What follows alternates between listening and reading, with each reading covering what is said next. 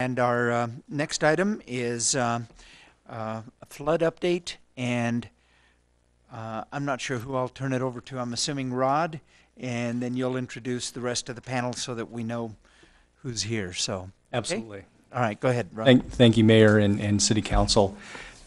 It's our pleasure to spend some time with you tonight, giving you an update on the flood recovery efforts. With me at the table tonight are Brett Worthington, our finance director. He'll be giving us some information related to financial pieces tonight, and also, and then we have Chris Carlson, who's our civil engineer in the stormwater side, and Chris is going to talk about the river tonight. He's got a great high-tech way of doing that presentation, and so Brett and I are going to be relatively short tonight. Happy to take questions and lead time for Chris and his presentation tonight. So, if you recall, we last were visiting with the City Council and giving an update. It was the 12th of November.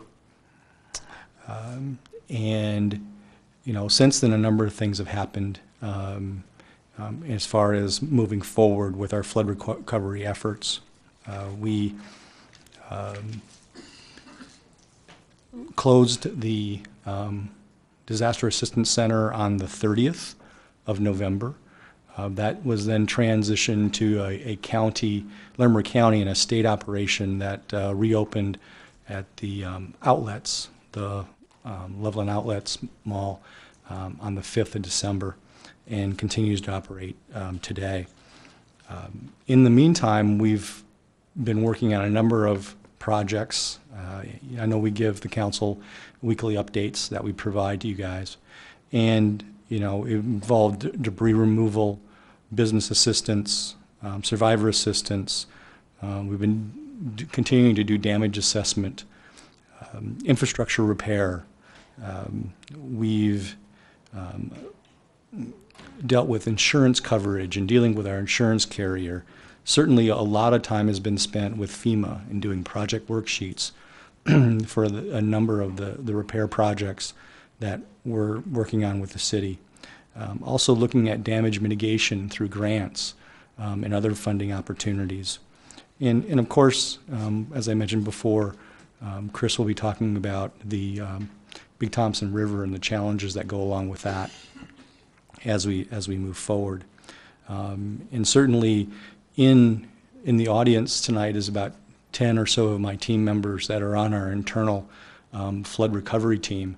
There's 17 of us on there. We meet weekly, and this group not only is working on flood issues, but also continuing to work on the day-to-day operations of the city and continue to move that forward too. So I want to recognize them for being an outstanding group of people that I'm very proud to lead during this recovery phase as we move forward. So there's a kind of a quick overview of kind of what we're going to be here tonight, and I'll pass it along to Brent, and he can talk about the money part of this a little bit. Good evening, Mayor and Council. Brent Worthington, Finance Director.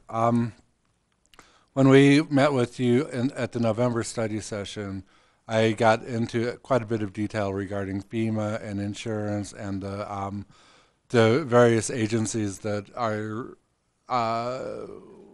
standing ready to help us out financially. So I'm not going to go through that again. It would be somewhat redundant. Rather, I'm going to do a pretty high-level overview of where we stand currently, keeping in mind that we're still, unfortunately, dealing with estimates.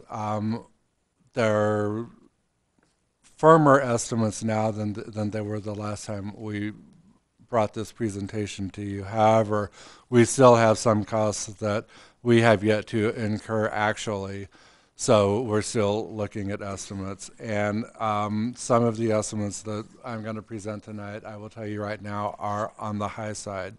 For instance, the emergency response was originally estimated at $2.78 million. I'm still staying with that estimate because we haven't gotten all of the final costs in. However, I'm very confident that that's going to come down at least 400,000, maybe a little bit more. On the business assistance side, City Council approved $1.2 million to make available in conjunction with the Chamber of Commerce for business assistance packages. And here we are many months after the event, and I don't think that we've spent much of that 1.2 million. So when all is said and done, how much of that is going to go out the door, I don't know, but I would be surprised if we came close to that 1.2 million. Finally, on the capital cost side, we're looking at currently about 21 million. I put it at 21.02 million just so that the entire estimate would round up nicely. But and that's we're close to being able to wrap that estimate up into more firm, actual, or the estimates that are more educated than what we've been working with. We're still waiting for some of the final project worksheet numbers from Parks and Rec to come through. Once we get those final projects put into place, then I'll have a better estimate of what the overall capital costs are going to be. Right now that we're estimating it at about 25 million.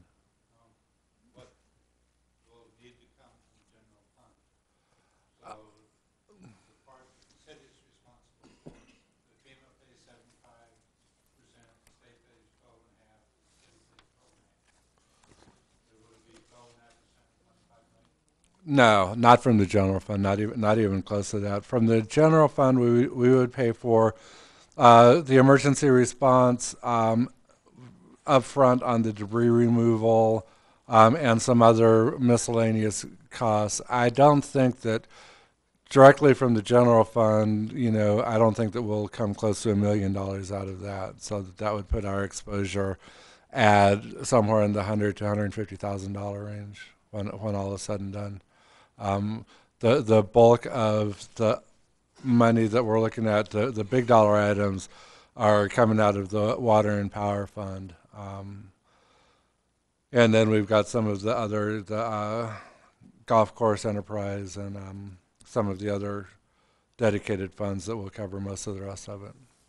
So, okay, to date, and I say to date advisedly because this is primarily as of December 31st, we're in the accounting period where we're still waiting for things to come in that will ultimately be expensed back to December 31st. But as of the time I asked the accountants for this number, we had spent $6,623,258 across all of the funds of the city. Actual reimbursements to date are $800,000. That's from insurance settlements. We have been told by the excess loss carrier for SURSA that there's another check pending on their end for a little more than $2.5 million, which could come in any day. So that'll be a nice little bump to settle some of the insurance claims. FEMA project worksheets that have been completed so far, we've completed 10 of them for a total dollar amount of $9,563,800, and we have SURSA claims outstanding of $2,614,000. We have completed the paperwork that was required with the state of Colorado in order to start or in order to complete the mechanism that we needed to have in place to start getting the FEMA money funneled back into the city treasury. We have some projects that the state will initiate payment on. We have some other larger projects that will need to initiate payment requests on those. We're in good shape to start those payment requests flowing to the state within the next week or two. So I would imagine that we could start seeing money coming in from FEMA by the end of February. If not by the end of February, then definitely in March we'll start getting that flow of money back from FEMA through the state, which is good. I mean, when we started this process, we were thinking it could take a full year to start getting that money flowing back, and it looks now like it's going to be coming back at a pretty reasonable time frame. Brent, just because, that is something that I think our public wants to know. I get asked all of that, you know, how many decades is it going to take us to get money from FEMA? That's the way it's always phrased to me. Right. I'm glad to hear that you think we're going to get some money back here within the next month or two.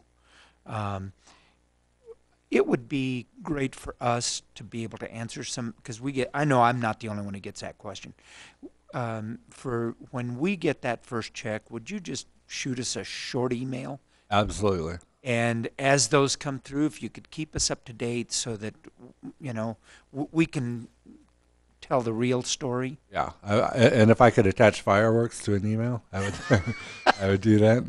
And I think as a follow-up that it may be newsworthy for Tom or to put something out when we start getting those payments. Right. I agree. Sorry, go ahead. Oh, that's fine. Another thing that's been of concern since the flood happened is this going to negatively impact our tax revenue coming into the city? And we now have 4 months of tax collections, 3 months of which were for sales that occurred after the flood.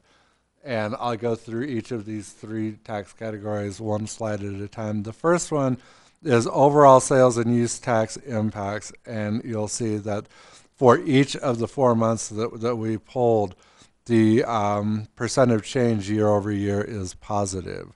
The worst month was October, and we were still almost a full percentage point above the year to date in 2012.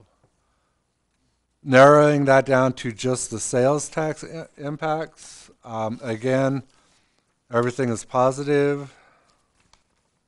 And forgive me, I can't see the screen, so I have to rely on my slides. Everything is positive, and everything is positive, strongly positive, centered around a 4% increase year over year for just sales tax. And finally, on the lodging tax, and this is something that we kind of had an inkling, and our prediction came to pass. Once we started collecting lodging tax for the month after the flood, which would have been October, November, December, we're seeing double-digit, almost 20% increase in the lodging tax. And that makes sense because people were coming in from out of town for the flood, and so they were coming in and staying in our local hotels, and that really had a large positive impact on the lodging tax. So I think that after the months that have passed since the actual flood, we're seeing that it's having little or no impact on our tax revenue, which is a good thing, and it kind of makes us all sit back and breathe a sigh of relief, because I think that if we've gotten past the first few months, then moving forward, any impacts, anything that will affect our sales tax revenue would be for something other than flood-related problems. Can I have a clarification? Yeah. So by saying people were coming in for the flood, I mean, some degree it was we had FEMA workers, we had federal aid and state aid in the region using the hotels, but we also had folks who were displaced by the flood staying in the hotels, and they were not paying lodging taxes, my understanding, or their lodging tax would be reimbursed. My understanding is if they were on a FEMA reimbursement, lodging tax was not included in that. That's not something that I'm familiar with. I have not heard of that either, but I think that the bulk of what we see in hotels is not really displacees themselves. Mm-hmm. It is really construction workers, other people coming in to respond to the flood. I just want to make sure that we don't have inflated numbers in the lodging tax because they haven't, they've had to pay up front or going to have to be paid back to any federal agencies? And so if we can get some clarification on that, like I said, it's kind of, I've heard not from official sources, so I'd like to have some explanation on that. We can look into that. I don't think there is any way that we would be looking at refunding any of these receipts if people who are displaced are entitled to FEMA aid, then probably that's the source of the money to repay them. Yeah, my thought was that if they're here on a FEMA contract, they've got a tax exempt status and are not paying taxes, and then the question is on the actual displaced citizens.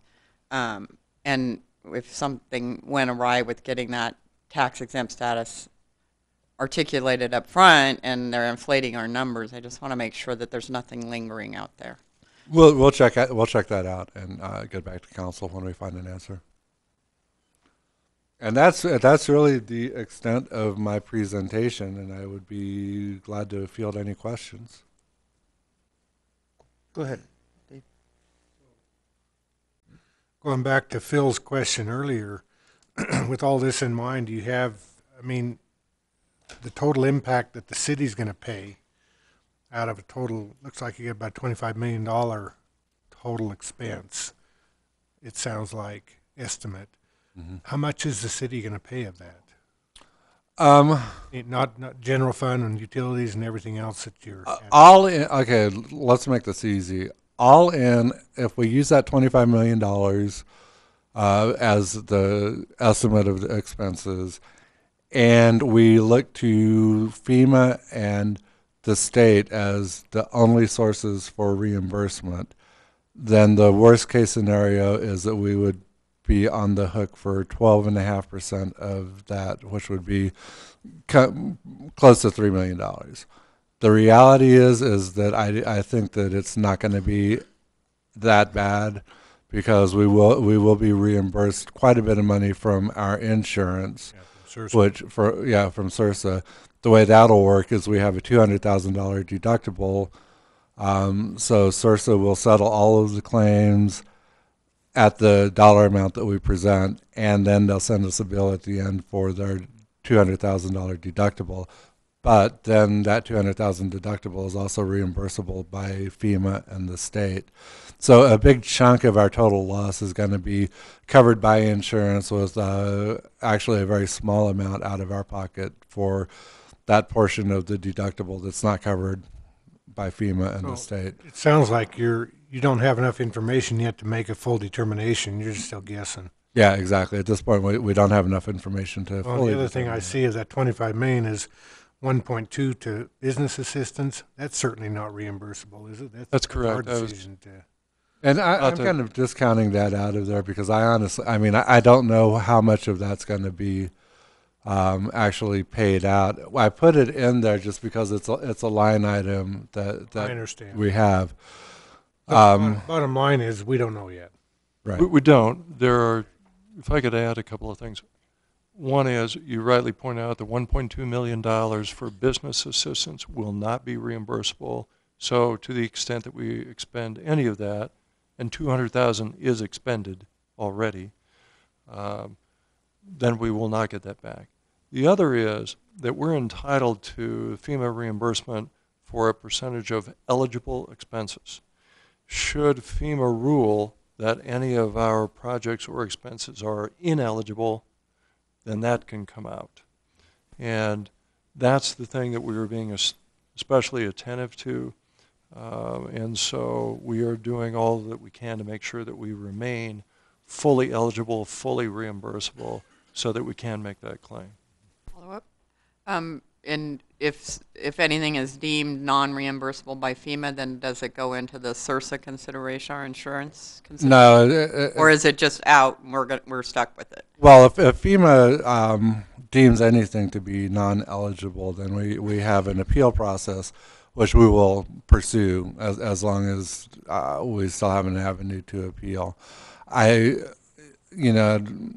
brag about the city a little bit, between the efforts of all of the departments and the project managers and the work groups out in the field and in the departments, the efforts that they've made to properly document everything and to get us good and solid and defensible documentation for essentially every penny that's gone out the door, that's going to be a huge factor in maximizing our reimbursement from FEMA.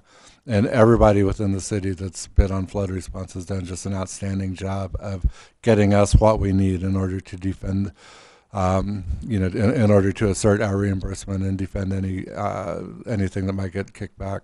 And that's very much appreciated by all. And I know that the staff has worked really diligently and the departments have worked really diligently. My question is, if it's not FEMA eligible for reimbursement, is it also not eligible for reimbursement by CIRSA or our insurer? Right, and I'm sorry, the way that works is it's kind of the opposite. If there's anything that is eligible for insurance reimbursement, then FEMA will not consider that. So we'll get the money from the insurance company, not from FEMA. And if something was deemed ineligible by FEMA, then we could see a potential rise in what our reimbursement was from our insurers. It's possible. We know now what CIRSA is going to cover. We know what's covered under the insurance, and those are the claims that we're filing with CIRSA. Okay. And I guess a follow-up on that, would CIRSA actually help us defend any claims that FEMA denied? I doubt it. Okay, so we'd be on our own with our own legal counsel on that. I think this may work more in the reverse. That is, our insurance is the first payer. To the degree they don't pay us, then FEMA will come behind on certain things. But the same doesn't work in reverse. Right. Okay. Any other questions? Okay. Yep. No. Yeah. I think we're going to move on to Chris, and he's going to talk about the river. All right. Sounds good. Good evening, Mr. Mayor and City Council. I'm going to flip a switch here, and I'm going to walk you through a tool called Google Earth. And this is free software. Some of you may have used it on your home computer, and so we have it's pretty neat use of technology to be able to essentially walk the river corridor, and I will hopefully help me explain as to what the river's done during the flood and kind of where we're at right now. And so I'll show you, we've got overlaid flood aerial images along with photos of key spots, things that you wouldn't have seen unless you've been out in the field walking the river, some things I think that will be of interest to you. And so we'll probably start clear up at the upper end, up at Idlewild Dam, and we'll go all the way down to approximately County Road 9E. And there's a lot in there, and so I'm certainly not going to show you every photo and every little thing that's going on, but certainly feel free to ask me questions as well as we get going. And this will be a little bit interesting challenge, because not only this is an online tool, but I'll be sitting over here with the computer and a wireless mouse, and so we'll see how all this works. But it should be pretty fun. Before I get started, there are a couple technical terms. I'm going to keep this probably as low-tech terminology-wise as possible, but there are some river terms that if you haven't heard already or you haven't read in your packets, you'll either hear me say or you're going to hear them in the future, even in the media as you read things about what's going on with the river, how is the river being restored, things that CDOT's doing in the canyon, that type of thing. So one of those terms is called an avulsion. And so that's an interesting term. I'll show you some photos exactly what that is, but an avulsion is really, it's a sudden or rapid movement of soil. So imagine a very quick blowout or erosion where usually a river changes course. And so we see this a lot with the gravel ponds. And so as the river moved down the corridor, there's gravel ponds in the floodplain. So the river is actually jumps out of its channel, it blows through a pond, spills, erodes, blows through another pond, that type of thing. So that's called an avulsion. And so we'll take a little bit of a look at that. Another big one is fluvial geomorphology. And so that's a really fun one. So this will be a good one to write down and remember, because you can share that with your family and whatnot. So fluvial is really, it's the processes of water and sediment. So that's pretty easy. And geomorphology, if you break the roots down of that word, geo is Greek for earth, and morph is form, and ology is study. So it's really the study of water and sediment and how that changes the earth, how it changes the landform. And so fluvial geomorphology, is a lot what we're going to be talking about today, but not in such technical terminology. So with that, I'm going to kind of pivot here, and we're going to go straight up to Idlewild.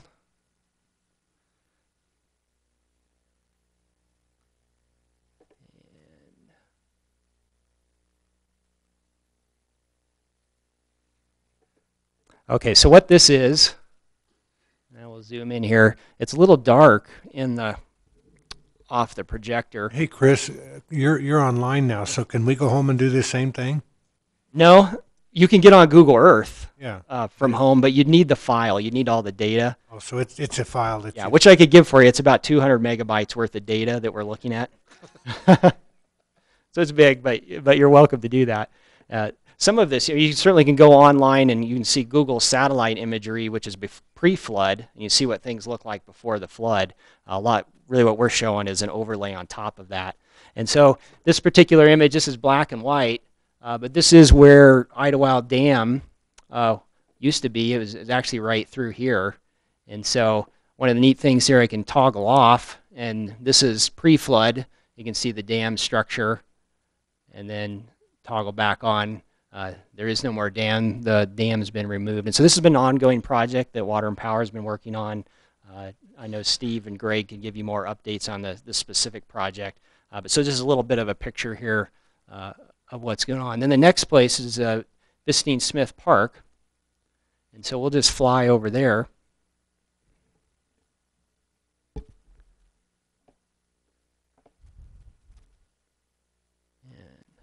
Okay, to start with, I'll turn off the flood photo.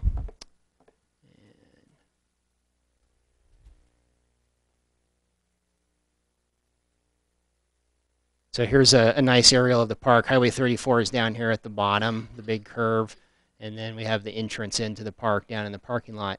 So I toggle back on the post-flood picture, and that is the park, or what was a park. And so there really is nothing there anymore. It was completely blown out. And so when we start talking of projects and river restoration, this is going to be a key area to look at. I know Gary's here that can provide some more input on things going on at the park as well. Yeah, go ahead. So back on that photo, there seemed to be a real significant debris area, boulders and that sort of thing. Is in part of our road redevelopment, is some of that being pulled out of that area that might give us some more useful land? Actually, I guess maybe when I'm looking at there, sorry, now that I look at it closer, it's actually water that I was looking at, not. If you could go back to that image, I want to know. So that gray modeled area just a little bit north, that right there, that's river right there? That is, yes, okay, all that's right. currently I was river. looking at it and thinking it was gravel or silt. Okay, thank you. So the original river channel was over here, and it was quite narrow, and then you can tell how wide now the channel is. It's very flat and shallow, and there's no park there, but so it's a giant channel. Yeah. But that is rock. But it is rock. It is rock, yeah. It's cobbles and sands and boulders and the whole 9 yards that's washed down the canyon. Are we in any way going to be able to utilize some of that rock for road rebuilding and all that? That might help us with that channel there. Yeah, CDOT's we've been working with CDOT. CDOT's been using some material both here and from the Idlewild Dam area for the highway rebuilding, but there's plenty of remaining material as well that we can use to reshape things when it comes to a restoration design. So here's a quick photo of what things look like today. So this is basically standing on the bank of a channel looking across the park. This is fairly interesting too. Some of the old turbine pieces from the power plant from the '76 flood that were left as exhibits, educational exhibits, and here's where they were after the September flood.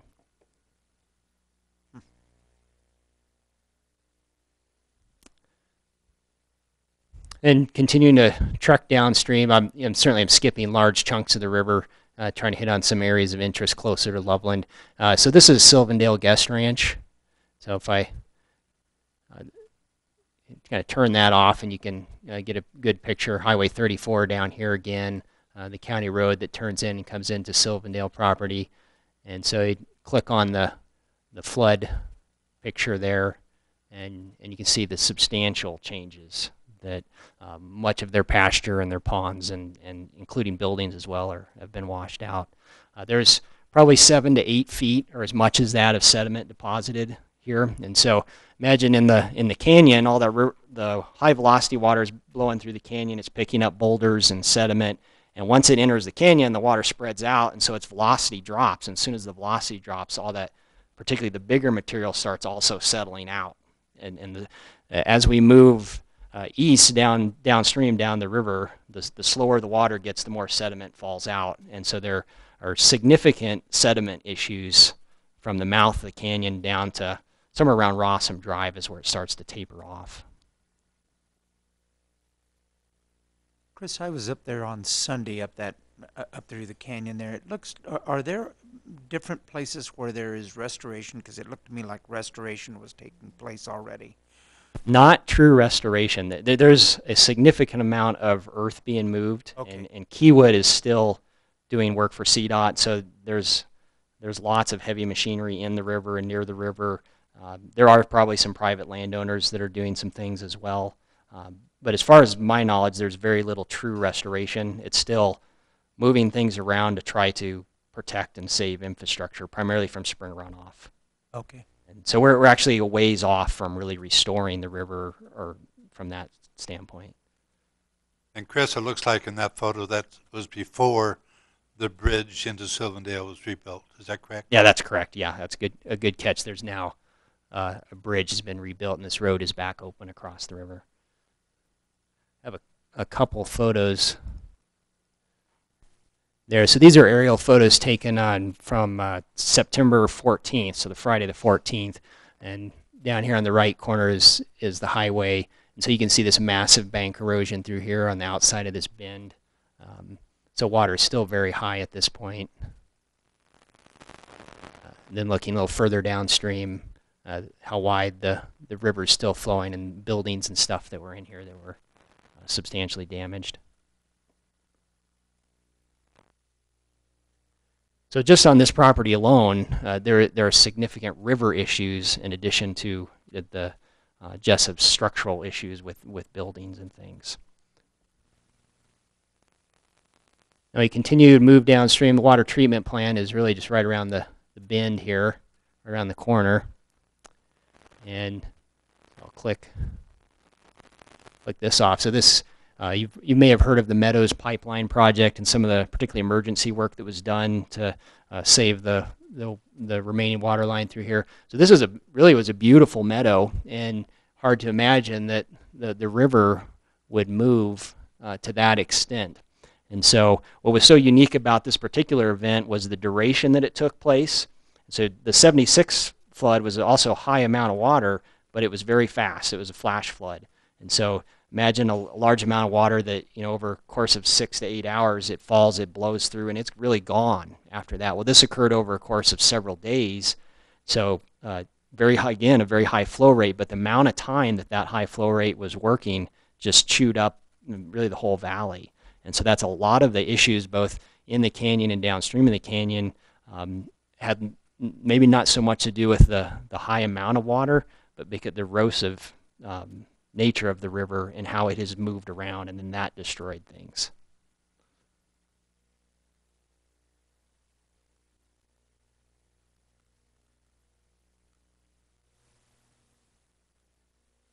Okay, now we're getting probably more of the meat of things. So I've got photos. So we're going to really start here with some more details, starting at the Highway 34 bridge at Glade Road. And so this is Glade Road right here. This is the Sandy's convenience store and the little event center here. Glade Park was here, a county natural areas park that show a quick photo. That used to be parkland, a county park, but this is what it looks like now. This significant amount of erosion, head cutting. This is what this is called. These trees really saved a lot, but many of them are probably dead because of the damage that they undertook as well. Here's again another picture of the damage at Glade Park, a sanitary sewer manhole from a sewer line that runs down. So as we start to move downstream, there's the City Open Lands Wild property and Whiteside's property here, and this gets to be where some pretty amazing hydraulic things start to happen.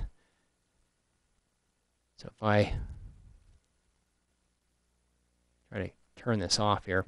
Okay, so this was pre-flood. You can see a nice stable channel that went through here, kind of meandered around a little bit, and then a big bend.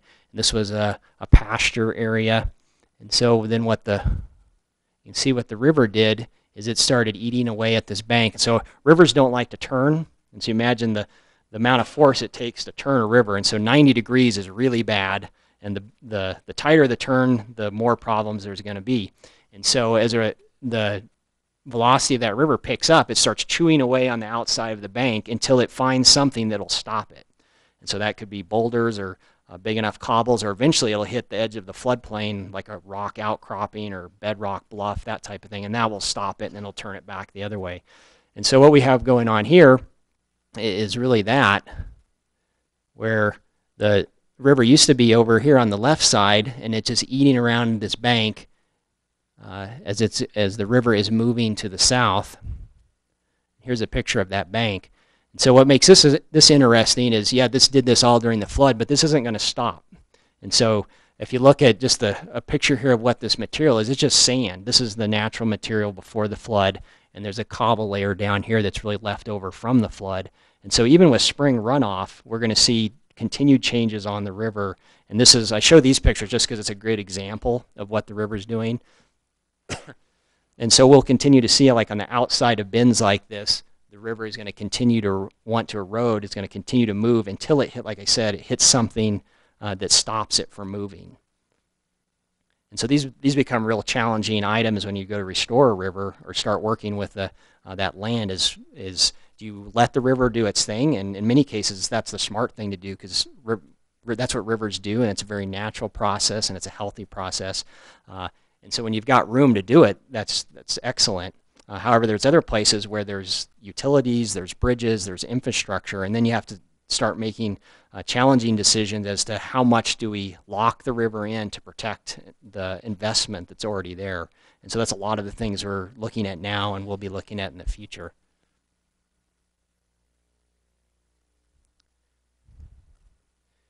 And so if nothing is done here, what the river will continue to do, it'll continue to eat around this bend, and it'll keep moving further south, and it'll work its way. And you can actually see here probably an old historic channel that's right through here.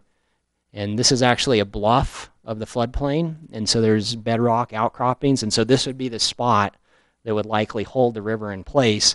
And so you'd have, instead of the old channel being here, there'll be a channel that wraps around here and then actually points straight across at some houses right here that were flooded as well.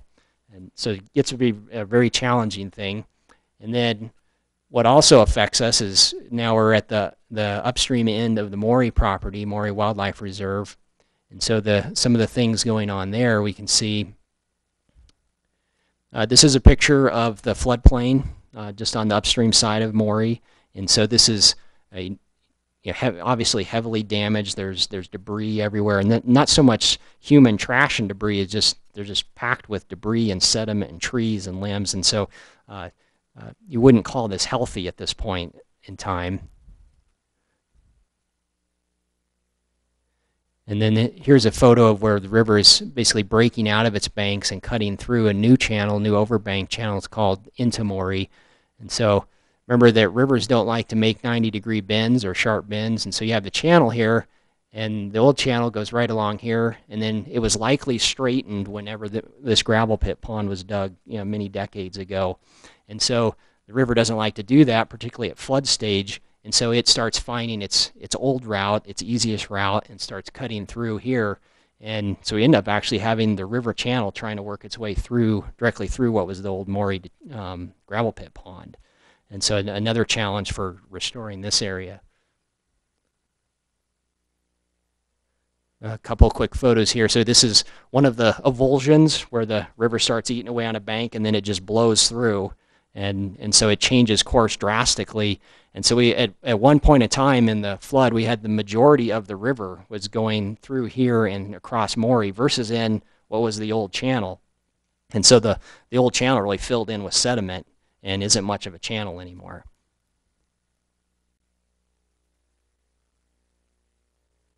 Here's a picture. We did do some basically emergency beaver damming, I'd call it. And because of infrastructure on the golf course primarily that we were trying to protect in an emergency fashion, went out here with the contractor and some excuse me, some heavy equipment and built a beaver dam to provide basically a temporary protection to get the river back into its original channel. This clearly won't last through spring runoff. This is a temporary measure to buy us some time. But come spring runoff, if this is left the way it is now, it'll go back through this area again because it certainly is not a stable location. This is a picture, great picture of the Maury pond, or what was the Maury pond. And so had you not been there before, you'd never guessed, right, that this was a large pond with fish and geese and that type of thing. It's a giant mud flat now, and if anything, it's a quicksand area, so it's pretty unsafe. It's not a good area to walk, and I've had difficulty even walking around this thing because of the quicksand. So imagine a 3 to 8 foot deep pond filled completely with saturated sand, and so it's filled, but it's unstable. You couldn't drive a piece of equipment on that type of thing. Is that equipment out there though? What is that kind of green spot to the lower left? Nope. Yeah, right there. What is? Those are just limbs, tree Oh. branches. Yeah.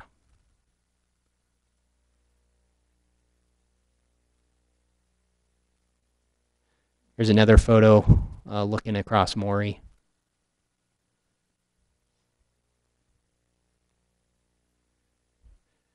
So the river has found a number of paths through here. There's still the old main channel path, but probably the primary paths now, which again we have temporarily dammed, but there's a route right through here that kind of comes along this bank and then goes right across the golf course. There was a pond here. In fact, I can toggle the flood image off so you can see the old Maury pond. And so the river channel essentially comes through here, crossed through here, another erosion that occurred here, went down through this pond, filled in with sediment, and this little alignment through the trees is Dry Creek really, and then eventually gets back into the original river channel, but not before doing quite a bit of damage.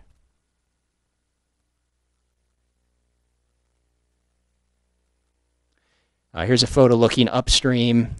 Clearly the golf course on the left side. The right side over here is the river channel. This is one of the golf cart paths and some culverts that have failed there. This is the crossing of Dry Creek, but a large amount of the river blew through here and destroyed the culvert crossing. The property owners out here, I've met with them a number of times. They've been great folks to work with. They're certainly excited about potentials for restoration going on and wanting to be involved in the city's process on that as well. Another interesting place just downstream here, this is what's called a gabion spill structure. So these are small rocks encased in wire, a wire mesh, and so the river was actually designed to spill over this thing. But what's interesting here, this thing held, which is great. It did hold during the flood. But this hole isn't supposed to be here, and there's a sanitary sewer pipe underneath of it that is the outlet sanitary sewer for Mariana Butte subdivision.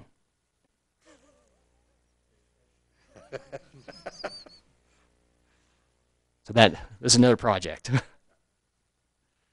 Okay, Rossum Drive is here. Continue to work downstream. Now as we start to see some interesting things with the impact of gravel pits in the floodplain. So there's pros and cons with the gravel pits being there. On one hand, they were excellent because they filled up with water, and so all that ponded water slows down the movement of water, and so it really attenuates or slows down the peak of the flood and likely reduces damage from that standpoint. The negative side of it is the river, these aren't stable. The river isn't, the ponds weren't designed or dug with the intention of a river going through them, but the river finds the least path of least resistance down the floodplain, and so it will jump its banks and blow right through gravel pits because that's an easy way to go. There's no vegetation, there's nothing out there to slow it down, and so we see a lot of things like this where there's gravel pit ponds here. Here's the actual river channel. Again, the outside of a bend, so imagine the erosive power of the river starting to eat away on this bend. It spills over, and then it just blows through. And so you get actually most of the river leaving its original channel and flowing through the gravel pit ponds. This particular location here, there's over half a mile of river channel that's bone dry because the river was going through the ponds. And here's a picture of it. This is the Big Thompson River, what would have been the channel pre-flood.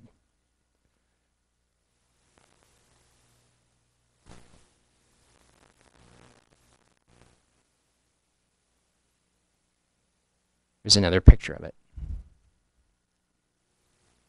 It looks like a big irrigation ditch in a way, but that's the river.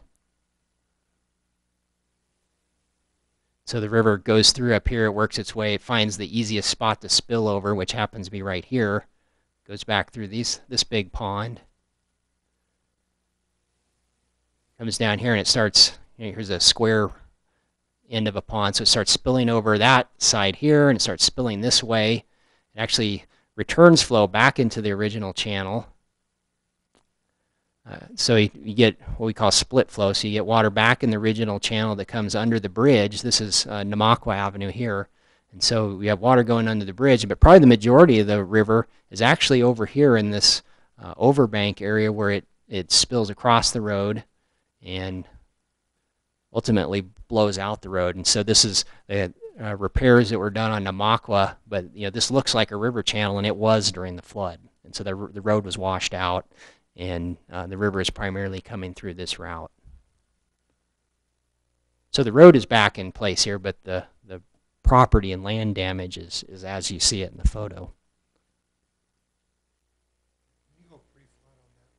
Sure.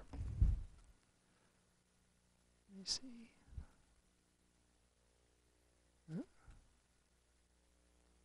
There you go. And then yeah, so we kind of toggle back and forth. It is right here.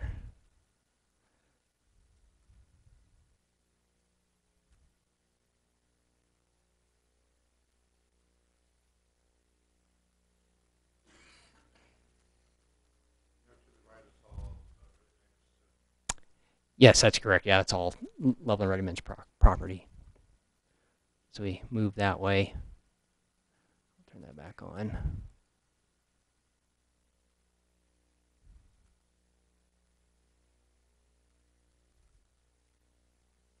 So you can, even from the photo, you can tell how wide the floodplain is through here.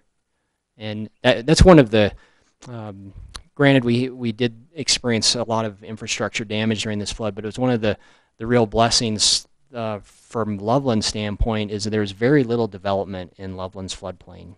And so other communities such as Longmont on the St. Vrain, there's hundreds of homes that were flooded because there was development allowed or was pre-regulation, floodplain regulations. And so if you can imagine homes being down in here or businesses or infrastructure, that river's coming through and there's nothing we can do to stop it. So one of the great things that saved us, many tens of more millions of dollars of damage is we have a relatively undeveloped and protected floodplain from a land use standpoint. So here we are at Wilson Avenue, the City Loveland Service Center here. All of these gravel pit ponds and the erosion scour through these, and then we get a return flow avulsion right here as it comes back into the river. And you can still see this today if you drive across the Wilson Avenue Bridge and look to the west. You'll see this bit of erosion here, and I think there's some concrete rubble and stuff kind of piled in there today, but it still looks pretty much like this. That's where the the river came back through the ponds and into the original channel.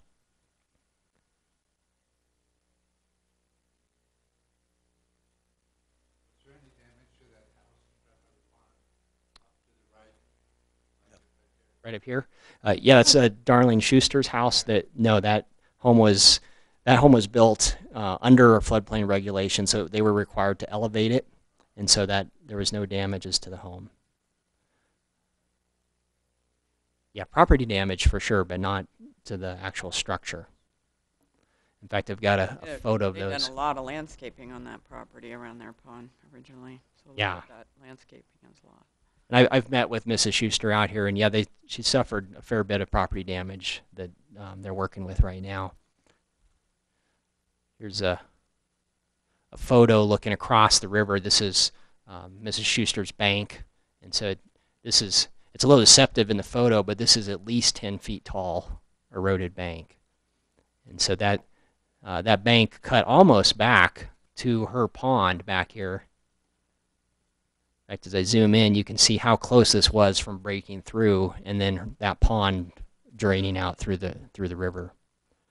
Fortunately, that didn't happen, but there's substantial damage along the bank line.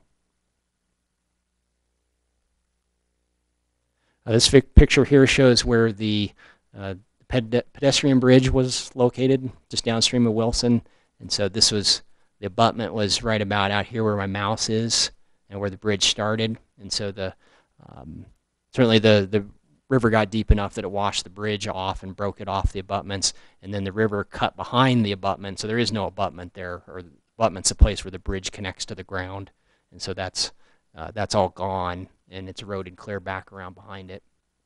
So that's the bridge that directly went under Wilson, where the masts are on the underpass, and there was that pedestrian bridge there. Yeah, it didn't go under the Wilson Bridge because it was already down. No, it was over there, and that's Yeah. when you were on the path and you cut over. Yeah, it ended up down. In fact, you can Okay. see it if I zoom in on the photo here. It's right here, Mm-hmm. where it got lodged in the trees.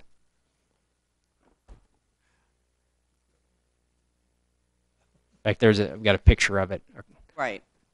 So it stopped in a great place because you could drive on the trail to access it, and made it easier to pull it off versus being stuck out in the middle of the channel somewhere.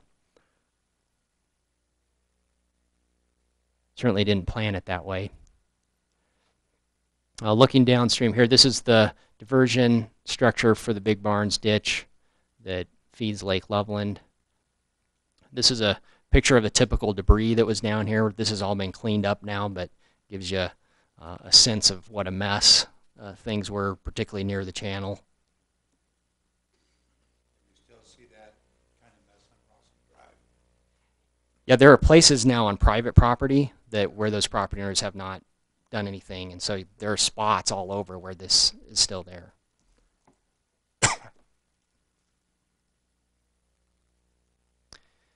Now this is coming into a real interesting area. This is Cottonwood Meadows subdivision, and on the right down here, this is Taft Avenue, and this is an area of significant damage to city utilities and infrastructure and the trail, and so there's a number of spots on the trail between Wilson and Taft that were washed out, and the worst of it begins right here. So again, there's the diversion structure for the ditch up here. River comes and it needs to make this bend again. Well, remember, the rivers don't like to do that, so it starts eating away, eroding on that bank, and then it overtops, and then it just blows everything out. And so, oops, wrong photo there. Here we go. And so this was the area that it blew out through. And so you see slabs off the trail, concrete slabs from the trail. There's a sanitary sewer pipeline here that was destroyed. This is the Big Thompson Manufacturing irrigation ditch. It's their ditch pipeline, so it was damaged. You can't really see it in this photo, but right here is a storm sewer outfall. So there's all kinds of infrastructure right here, and all of it was heavily damaged just because of this one erosion location. And so if you go out there today, some temporary emergency work has been done. The sanitary sewer pipe that washed out was right through here, so that pipe has been repaired and replaced, and so it's functional. It's had fill put over top of it. There is some riprap and some rubble temporarily right now on this bank to hold the river in place, and so it's now the river's back in its original channel. But this is another one of those locations where this was a temporary measure to protect the infrastructure but come spring runoff again, or certainly come higher flows again, this won't hold. So it's one of our projects that we have to look at. What do we do here from a river standpoint to protect that infrastructure and to let the river do the best that we can have it do. That's a picture looking back upstream. So that right here is where it's been filled back in again. But no houses were affected in that Cottonwood Meadows, right? I believe there were 2 or 3 homes that got water in their basements, and but so fairly minor. But there were a couple homes that were impacted. And I'm actually, off the top of my head, I'm not sure which one of those were, or to point to them on the photo. I met a fellow who was doing traffic control who lived in that neighborhood the night that we were tightening down Taft and Wilson, or Taft and First. And he lived up against it, and he was concerned at that time that he would have problems with his house. He was on the back edge. Yeah, many of these homes back here, yeah, granted they didn't get flooded, but boy, they sure had probably a scary view of the river going, right up to their property line and running pretty fast. Has that changed the floodplain along there as a result of some of these things that you're showing us now? The actual FEMA regulated floodplain, or the floodplain limits, really has not changed, and that's one of the neat things that's come out of this is, so we've mapped the high water lines. In fact, the week of the flood, we had consultants immediately out there mapping high water lines so we could get that data, and we've since compared that to our regulatory floodplain maps, and the city and FEMA remapped this whole area. It was a complete new hydraulic study that was done in 2005. So it's very current and good science and modeling put behind this. And so the flood almost exactly matched the model, which is pretty impressive. That doesn't always happen. And so it was a very good calibration tool, if you will, that shows that our maps were good, and particularly through this part of the city. Upstream, really from Rossum upstream is where things, the flood doesn't match the maps, and it's primarily because of all the sediment that was deposited up there. But by the time we get down here, sediment isn't quite the issue.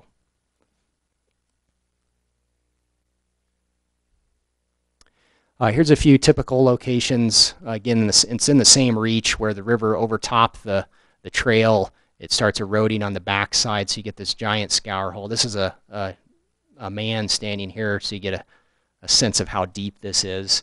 So these type of things has been filled in. The Parks Department's done a great job of filling these in, particularly those that are safety hazards. And clearly this would be a safety hazard for people, anybody, even if they're not supposed to be on the trail. So those type of areas have been or are being addressed. Here's another thing. This is a little thing, but this is really common up and down the river. Is on bends, you see a lot of erosion. This happens to have the trail right back here, so it's another safety concern area. Where the channel or the bank used to be out here, it's cut behind. This is some old cobble concrete debris that was used as riprap at some point in time, and it's all failed. And so you get a lot of spots like this that are, it's more of an eyesore, it's a mess, and the channel's unstable in these locations. But it's not really hurting anybody at this point in time. It's more of a concern for the future. So here we are. This is Taft Avenue, First Street. So we're moving down near Centennial Park. I'll zoom in a little bit here.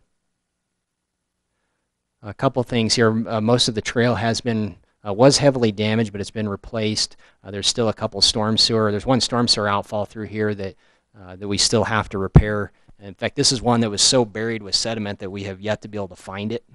It's under there somewhere, and we'll end up replacing the whole thing, but it's covered up.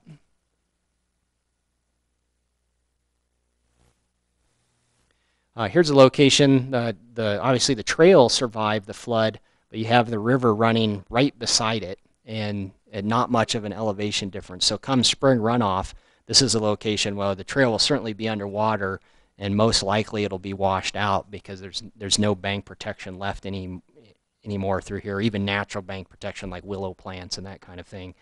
So we have our eye on these type of things as well for, again, it's projects and work that needs to be done. even though today there is no direct infrastructure damage there.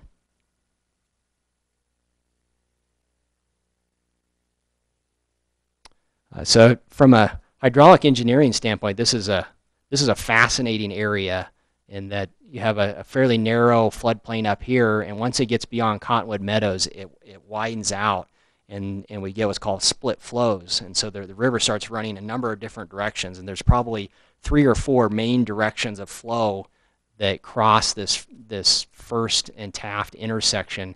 One of it goes right down the river channel.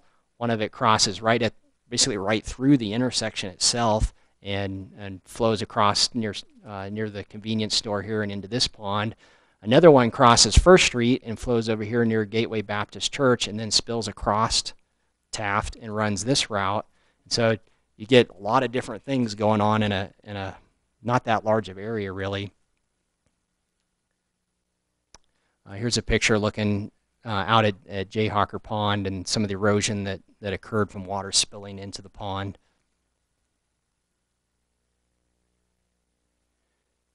You've probably already seen pictures of the River's Edge natural area. This is it. And so unfortunately, it suffered significant damage. One of those flow paths is focused right through where the parking lot was. And so essentially here's the bridge on First Street, and so what water can't get through the bridge opening, the road dips down here, and so it spills over First Street, and then really points itself right at where the River's Edge natural area infrastructure was. Here's some more damage. You see these erosion areas, that little channels that are forming. These are really head cuts, is what it's called. And so it starts eroding down here, and that eventually works its way all the way up until it would connect with the next water body or something that would stop it. And so you see a lot of these type of things that we're having to fill in with fill material now. Here's looking at one of them. This is a water line here that was exposed and damaged. So the city's replacing that water line. I think that project just had the bid opening here this week or last week. So as we continue to move downstream, we get to Railroad Avenue and Fairgrounds Park. Again, this is a highly complex area, and you wouldn't think about it until you see a flood. But up here at the top of the picture, this is where the river channel is, and it is dead straight. So you know that's not natural. It's not natural for a river to be straight. So whenever these ponds were dug, it was straightened so they could mine as much gravel as possible. And so you get the main channel over here, but it can't carry very much water in the channel or through the bridge opening. So most of the flow is over here through the floodplain. There's interestingly, the old river channel, or historic river channel, did this route where it came down through here, kind of snaked through here, looked very natural-like. It crossed under Roosevelt here. There's evidence where there used to be a bridge structure. There's now just a smashed metal culvert there, and then there's an old railroad trestle bridge. And so this is the old river alignment or historic alignment that came through here. Well, none of this had either the bridge opening or this culvert has capacity for the amount of water that's coming down, so it ponds up. It starts to spill over the railroad tracks, so the railroad tracks act like a dam embankment. And this is real similar to what happened in the Spring Creek flood in Fort Collins in '97. And as soon as that happens, it starts overtopping. Those tracks aren't made to act as a dam, and so it erodes them out, and the whole embankment fails. And so you Chris, get it. Can you show the pre-flood on that one? Yeah, definitely. Let's see.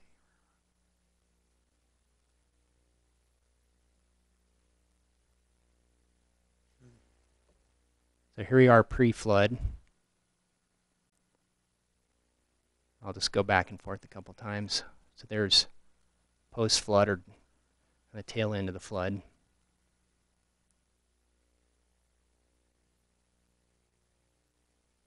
Here's the grandstands is here, dog park down here.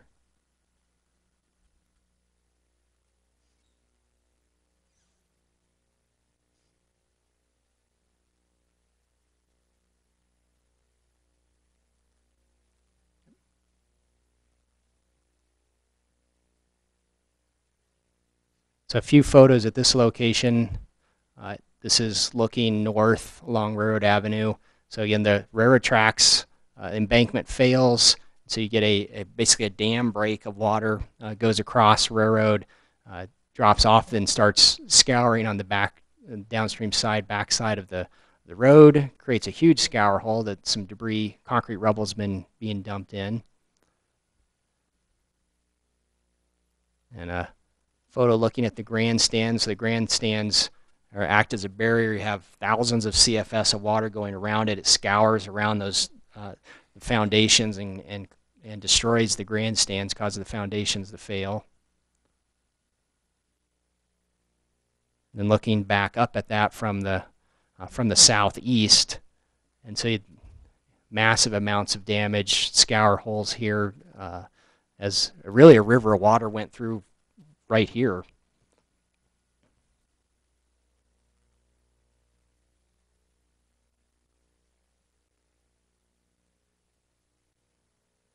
Now that one's too dark to see. So the real river channel is up here, and it snakes through between Fairgrounds Park and Barnes Park. Comes down, makes a big sweeping bend on the south side of the ball fields. And then the fire training grounds is this property located right here. And so the entrance road into the fire training grounds is right here. And so we get, again, the outside of a bend is going to be trouble. And so here is the entrance into fire training grounds, and the fence, the security fence is there, clearly knocked over, but you can see the debris lines at the top of the fence. And so this is, not sure, 6 to 8 foot high fence. It's a big fence. And so that gives you a sense of how deep the water was flowing before that thing collapsed.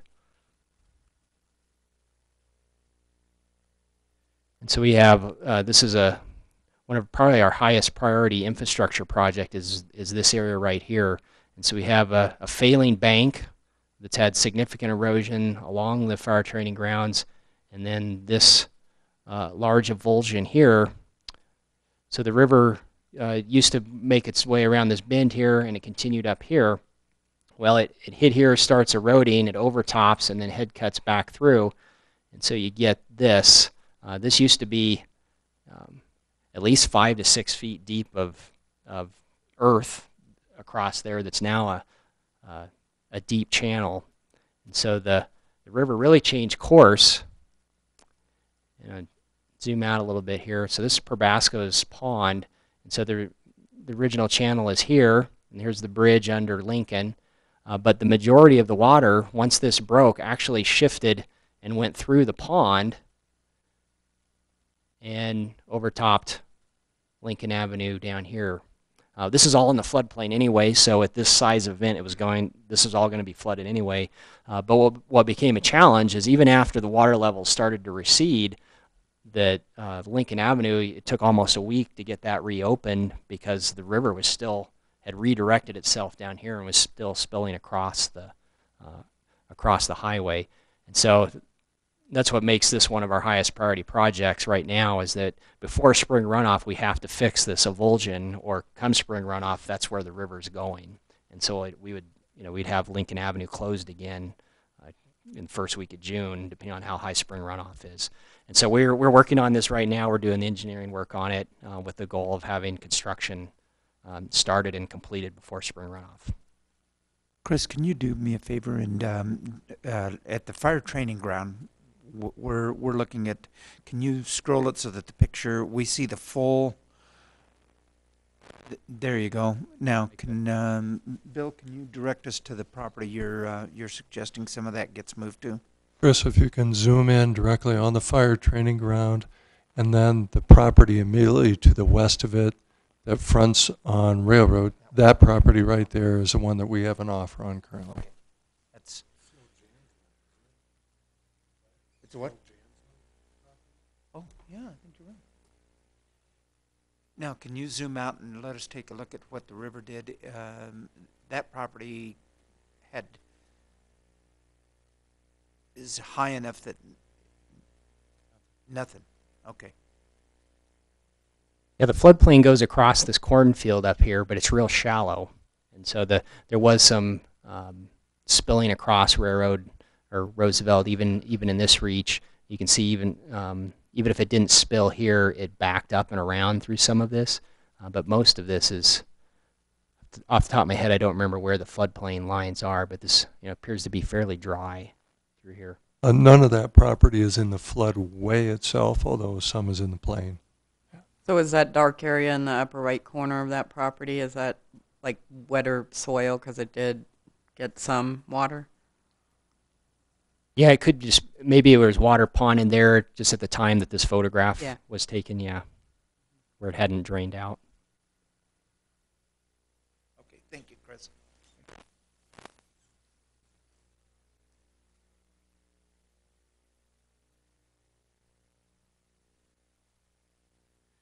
So down here at the Highway 287 Lincoln Avenue Bridge, we have, this is the trail underpass, and so substantial amount of damage at the underpass on the trail. This is looking downstream, and so you can see erosion on both sides of the walls here. I've also got, I had put them in here. Must not have got those in. I had some photos of that wall. Upstream, this is another project we're working on right now, so this is a high priority project, but the flood wall that protects the trail and runs underneath the bridge it was heavily damaged during the flood, but there was so much water still ponded here that it was impossible to inspect it. And so just this week, a day ago, the wall collapsed. And so we're scrambling, working on a emergency design. Now that we know what's happened there, we've taken scour readings along there to rebuild that wall. CDOT's coming in, kind of coordinated with us to do riprap revetment protection for their bridge, for scour protection on the bridge. So again, the goal for all of this is have this also done before spring runoff hits.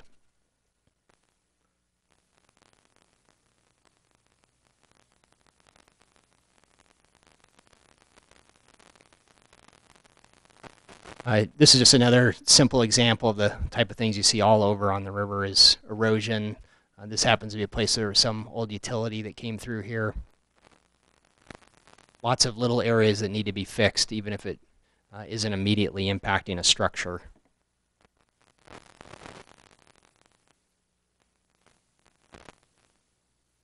So the floodplain, again, is really wide through here. All these buildings up here were flooded as the river comes through up here high and then down here low around Waterford. This is a picture of a cargo container that floated downstream, went across the channel, and then it acted as the dam that caught a bunch of trees and debris. And so the container was removed by, I assume, the owner. Somebody pulled it out on their own. And then just in the last week, the city's gone in and pulled out all these trees and debris because that was acting as a dam backing water up that impacted properties in the city. Here's the tire graveyard. Hundreds and hundreds of tires. So we're at St. Louis Avenue here. We're almost done here. And this is the Bros property that Open Lands purchased not too long ago. So you can see this as well. Again, the river makes a big, more than 90-degree turn because it sweeps back on itself and then sweeps back on itself again. So you can imagine on the outside of these bins the damage and problems, plus the river, in this case, say filled up Bros ponds, the old pits there, and then overtopped, and you see the erosion through here. So this was once a bank with vegetation and things. Now it's a lot of concrete rubble and missing soil. There's another example of a bank that's failing. And some concrete rubble, some bed frames, some fencing, some pipe. It kept the bank from failing, but it's doesn't look too good. And here's a wastewater treatment plant. This is Boise. Here's a picture looking upstream there. This was the sanitary sewer that was force main pipe that was washed out, and so that one's being repaired. Temporary repairs are done, but now we're in process on the permanent repairs on that. A little hard to tell in the photo, but a lot of erosion downstream from this is the abutment from the bridge. Here's the roadway bridge up here. So some structural damage issues there. As we move downstream, it gets more and more of a rural area, but with all the gravel pit ponds, pretty much every pond you'll see the same thing. The water fills the pond, it builds up, it overtops. There's a big avulsion where it essentially washes out an embankment, continues on to the next pond, does the same thing. And so you get kind of a cascading series of filling and failures. This photo here, this shows where the channel really is over here. But on the right side here is where it eroded through a big avulsion into that pond. And so now the water is split going both directions.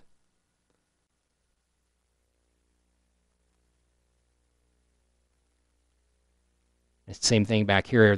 There's return flows getting back into the channel. And that's a little bit what that looks like.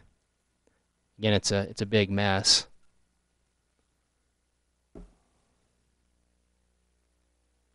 Here's a picture of the outside of that bend. This is probably 15 feet tall. And so it's very tall, eroded bank.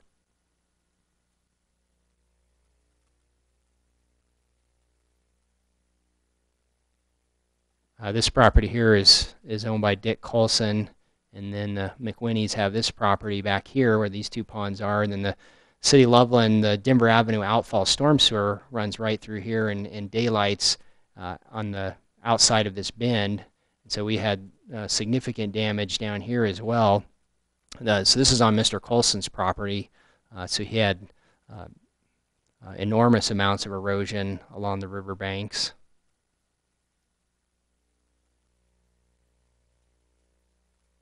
And this is obviously, or this was a road.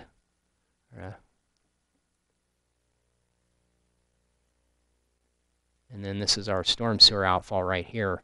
The actual pre-flood, the channel, if you can see my mouse moving here, the river channel was way out here because this head wall and wing wall structure for the pipe was set back a good 30 feet from the channel. And so it was in a safe place, but the river eroded so badly around this bend and ended up cutting back behind the structure that it took it all out. And then downstream here, this bank is clearly failing. Again, this is probably a 15 feet high vertical bank that's in bad shape.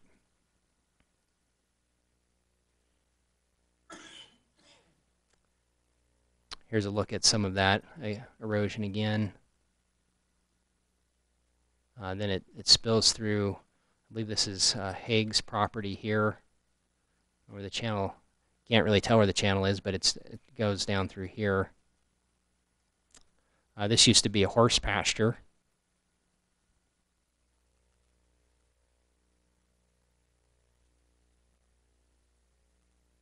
And probably last photo here down here looking at this is County Road 9E at the Kaufman's property. So if you were down on 9E shortly after the flood, the Kaufmans experienced significant damage as well on their property. So there's a little bit what that looked like. So that's all I had as far as the Google Earth thing and walking down the corridor. I'd be happy to take any questions on that. Also thought I would give you a brief update on the Big Thompson River Restoration Coalition that we're a part of, and the city's actively involved with. And so a coalition has formed, and it's been a pretty amazing process in that one of the first questions that we received at the city, the county received from all the property owners up and down the river is, well, who's putting the river back? When are they going to fix the river? How do I get back to my property? And so the answer was always the same. Well, nobody's putting the river back unless we do it. We as a local community and local residents do that. Well, it's such a large undertaking that no one municipality, county, or landowner can have any hope of accomplishing that on a large scale. So a coalition of like-minded people started getting together in November and saying that essentially, if we work together as a group of communities and people and nonprofit organizations, that's our best chance to acquire funding and restore this river back to protecting people's properties and restoring both the economic function, the ecological function of the river. And so this coalition was formed. We're a major part of that. Greg Dewey and I sit on the steering committee and the fiscal committee. And so that the coalition's off and running. Requests for proposals went out a couple weeks ago for engineering consultants and mass planning consultants. So the coalition is just starting to kick off a river restoration master plan for the whole river corridor, essentially from Olympus Dam, which is Lake Estes, all the way out to the confluence of the South Platte River, and including the North Fork of the Big Thompson. So it's a giant undertaking, but I think everybody's very excited about it, and you're going to start hearing more about that as soon as the consultant gets hired and under contract. It's going to be a pretty fast track, a massive project with lots of public input and stakeholder meetings and that type of thing that we'll start communicating with council, letting you know what's going on with those. And I'm sure you'll hear through the media as well as with the number of meetings and gathering input from people, particularly private landowners up and down the river about restoring the corridor. So that's real briefly a little bit what's going on, but be happy to take any questions. Go ahead, Bill.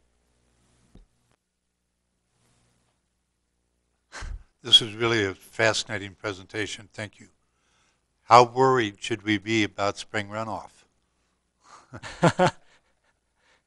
That's a good question. You know, it's a how much risk are you comfortable with question. Yeah. There are certainly locations, I try to identify the real hot spots that if we were doing nothing, we have a lot to be worried about, like the fire training grounds, for an example, that if we don't do something there before spring runoff, the river is going to go through there and it's going to flood across Lincoln Avenue again. And so that type of location is key. Even if we don't make permanent fixes there, that we at least get temporary fixes there to protect infrastructure. So there are a number of spots that we're actively working on right now specifically for spring runoff. And the other sites, so we essentially prioritize those which have to be addressed now and those which we can have a little bit more time frame to study them and move forward. Do you have any idea when, and this might be a better question for Gary, but when number 16 and 17 holes will open up in Mariana Butte? I'll leave that to Gary.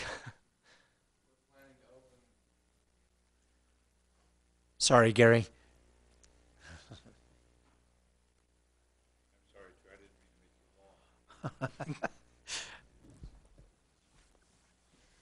We're planning to have that hole open this spring, but it will be a par 3, not a par 5 for the temporary fixes.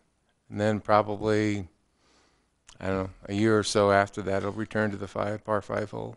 So 16 and 17 will both be par 3s? Yes. Wow. Okay. And is that one of those critical areas for spring runoff? Yes, it is. Yeah. Certainly one for us. So there's been work over even the last 2 weeks of doing some dredging out on the channel and moving some material around to try to get some temporary protections there for that. And you know how much spring runoff we get, it depends on snowpack, and right now it's anybody's guess. And so we're essentially planning for an average or above average type runoff, and how will we handle that? So we're taking measures right now. And Gary, one more. Sorry. The question I always get is the trail. Are there any projections on time on reopening of the trail? Some of the portions of the trail will be hard surface again. Some of them will be soft surface, the areas that are temporary. And the area between Taft and Wilson will probably not be open until later this summer, because there's so much work to be done in that reach. Most of the other portions we can take care of by spring. So it's that portion between Taft and Wilson. Correct. That's the problem. Okay. Thank you. Joan? Oh.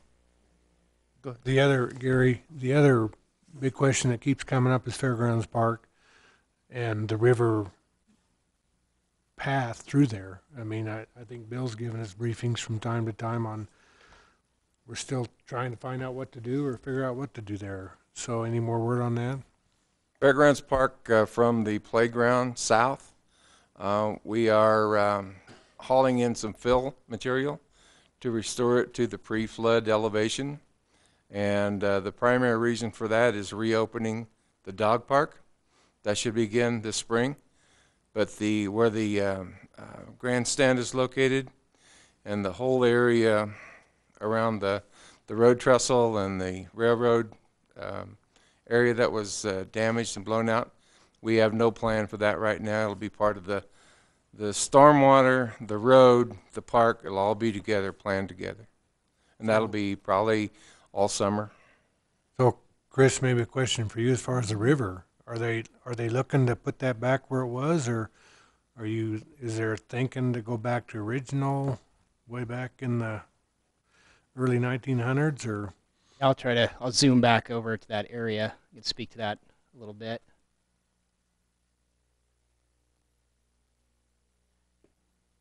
Yeah, so this is a very challenging location, certainly. And so one of the things we're are waiting on and just even today received some information on is how much funding will the city be eligible for on the roadway improvements. And so that comes through CDOT from Federal Highway Administration. And so depending on the amount of money that might be available for betterment work, so there's one approach is you replace it exactly the way it was and there's no real improvements done to it. But we're trying to acquire funding for betterment to make it a better situation than it is, because it's not a good situation. And so one of the things that we believe will come out of that, if the funding becomes available, would be, they're called relief culverts, but it's back where this original channel is here. And either, on the high dollar end, this becomes a bridge. On a low dollar end, it becomes as many culverts as we can afford to put in, and so that more water can get through that section versus overtopping the railroad tracks and then blowing through everything again. So nothing that can be done here is going to remove the park from the floodplain or the floodway. It's just that wide of a floodplain. But we can do some things to help limit damage and make it more sustainable for another big flood. And so that's what we're trying to work on. But it sounds like you're trying to maintain the river corridor, or the river corridor in the way it was before. That's correct. For the flood. You're not trying to redirect the river back to a more natural flow. That's correct. And in this location, it's because of the amount of infrastructure that's already there in the properties, and so it is so hemmed in by things that have already been done for decades that, I mean, it would take many millions of dollars to rework things and to remove the park, to remove Barnes Park, that type of thing. You could feasibly rework the river to a more natural corridor. But in this location, without spending that kind of money and completely changing the vision for down here, or the way the city's gone this route in the past, it will take a huge effort with the railroad tracks there and a road there and parks there and the way the bridges are. So at the next flood, we're basically going to have a similar situation, although you're trying to build in some relief points somewhere. That's correct, yeah. Okay. An amazing presentation. Thank you very much. A couple of questions. So you talked about the silt buildup that occurred in many of the ponds, Maury Pond in particular. I mean, it's a silt field. It's not a pond anymore. What kind of concerns should we have about private pits and ponds that have had major silt buildup as far as potential future breaches, and that they just don't contain the amount, or even heavy rain, that they don't contain the same amount of water? What are we doing with that? That's a good question. It's a complicated issue. It's a complicated subject, and so there are, the corridor. From one standpoint, it's a checkerboard of properties that are in unincorporated Larimer County and that are in city Loveland limits. Mm-hmm. We work closely with the county. In fact, we have almost identical floodplain regulations. And so our floodplain regulations is really our governing tool for what goes on there. However, there really is no mechanism to, say, force a property owner to come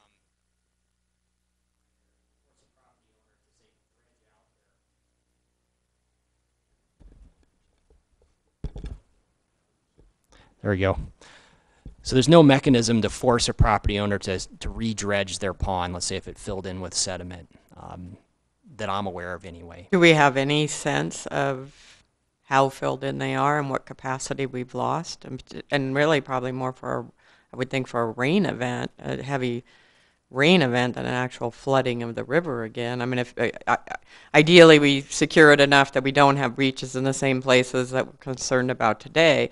Whether or not that holds true is a whole other story. But just with a heavy rain event and the ponds filling and overflowing on their own, sort of without relationship to the river, and I would think they would be able to do that. So, what do we need to know about the capacity of those ponds, Okay. pre and post flood?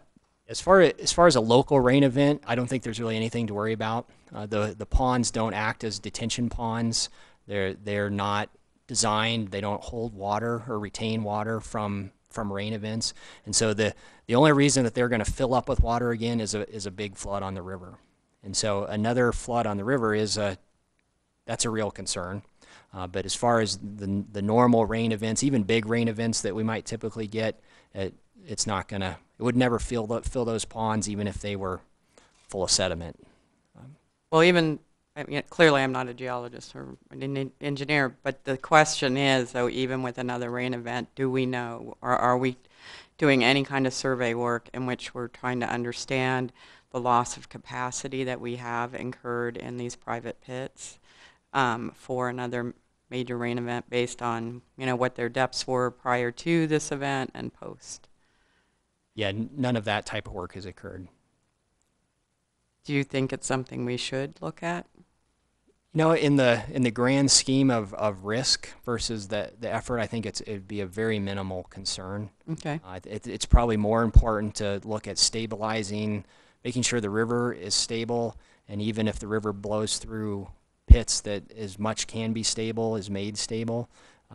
Again, it's that pro and the con with the gravel pits, because they actually do provide some benefit to the corridor by essentially soaking up and holding floodwaters. At the same time, they create the challenge of the river wanting to move around through them.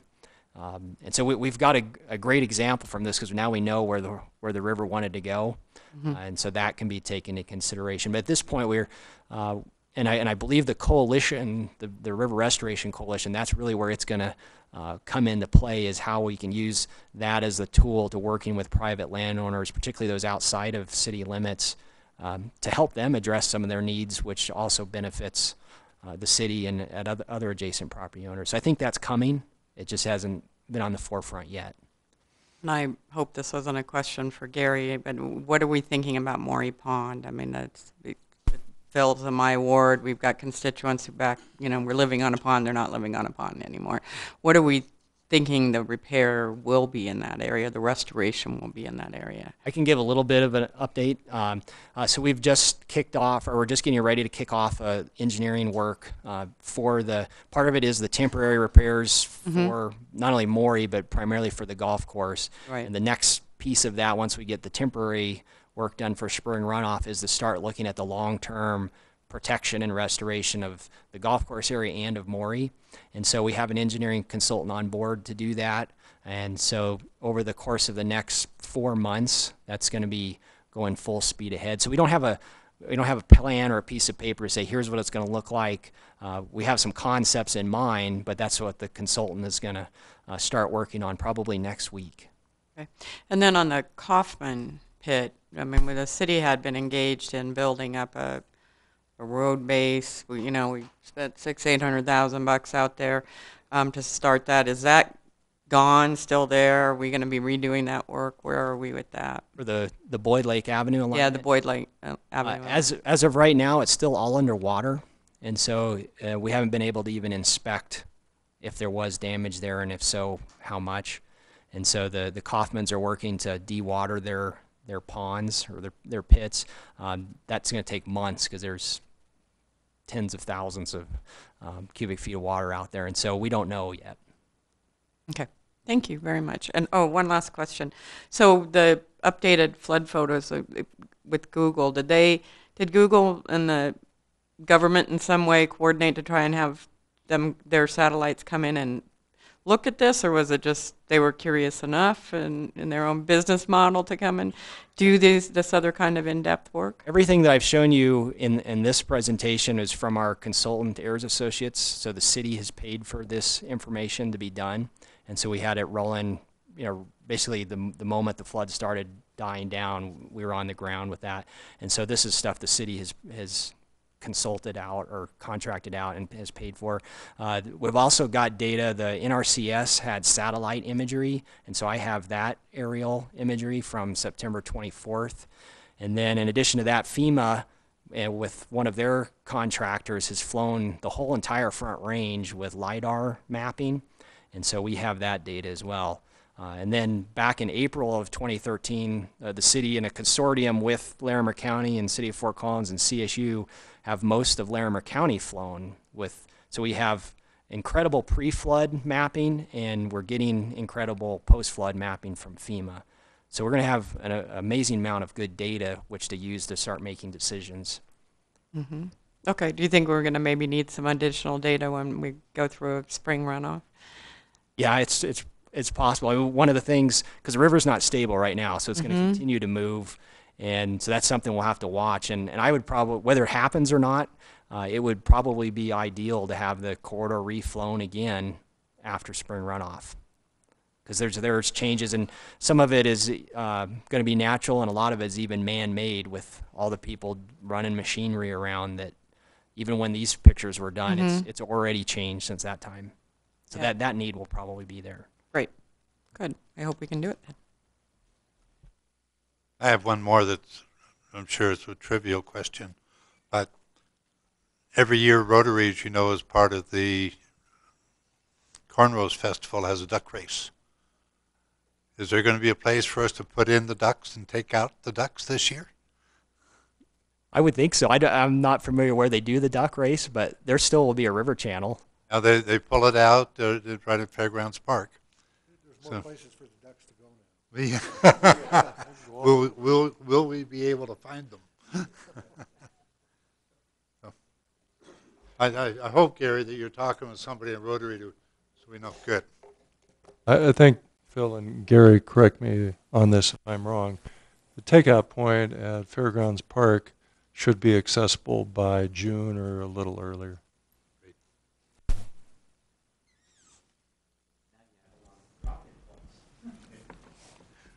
Okay, anything else? Great. Rod, did you have? I did not, other than thanks for your time this evening. I hope you found this information valuable, and we're happy to provide it. And just want to say, I know Brent had to leave early. Wanted to say thanks to him, and certainly for Chris for his work in using this technology to give you guys a really good idea of what's going on with the river. Absolutely, it was a great presentation, and I hope that our audience out in TV land and had an opportunity to look at this as well and see the incredible work you've done on this and to let us know. So thank you. It's excellent. Thanks, Chris. It might be helpful if we make sure that try and make sure that the Reporter Herald specially publishes the times of the replays of this meeting so that the general public's alerted as to when they could tape it, see it, that kind of thing. Because I think the general public would be very fascinated with this presentation, and it's wonderful work to share with the public, I think, as well. And I just want again we've got an awful lot of our staff that's continuing to work on a lot of things, on a lot of projects for this recovery process, and so we appreciate all the work that everyone is going through. I know Chris, you and Brent were highlighted tonight, but I know we've got a lot of other folks that are doing a ton of work out there. So to our staff, thank you. You continue to make us proud, so we appreciate it. And I'd like to add a special thank you to the recovery team, because you're continuing to live with this day in and day out when a lot of us are kind of moved on. So I think it's really valuable that the work you're doing and the energy, and I know it puts added stresses on you to face this and to be really delving in it every day in ways that a large part of our staff has been able to move from, and as well as our community. So thank you very much. Okay. With that, is there any further business to come before this council? Seeing none, we stand adjourned.